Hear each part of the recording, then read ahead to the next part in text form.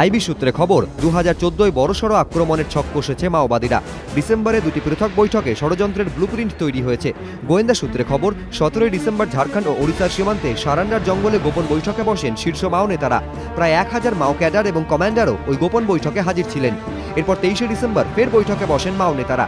এই দুই বৈঠকে স্থির হয় নতুন বছরে আক্রমণের ঝাঁজ বাড়ানো হবে। আইবি সূত্রে খবর, মাওবাদীদের নতুন হিটলিস্টে রয়েছেন কেন্দ্রীয় স্বরাষ্ট্রমন্ত্রী সুশীল কুমার শিন্দে, কেন্দ্রীয় অর্থমন্ত্রী পি চিদম্বরম, মাও উপদ্রুত দুই রাজ্য ছত্তিশগড়ের মুখ্যমন্ত্রী রমন সিংহ এবং ওড়িশার মুখ্যমন্ত্রী নবীন পট্টনায়ক। গোয়েন্দা সূত্রে খবর, বন্দী সতীর্থদের ছাড়াতে জেল, হাসপাতাল কিংবা জেল থেকে আদালতে নিয়ে যাওয়ার সময় প্রিজন ভ্যানের ওপর হামলা চালানোর পরিকল্পনা করছে মাওবাদীরা।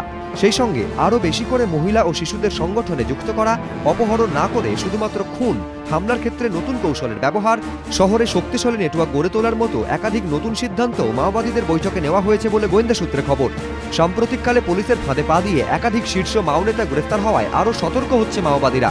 শীর্ষ নেতাদের জন্য সম্পূর্ণ নতুন কোডওয়ার্ড তৈরি করে সংগঠনের গুরুত্বপূর্ণ সদস্যদের তা জানিয়েও দেওয়া হয়েছে বলে আইবি সূত্রে খবর। এবিপি আনন্দ।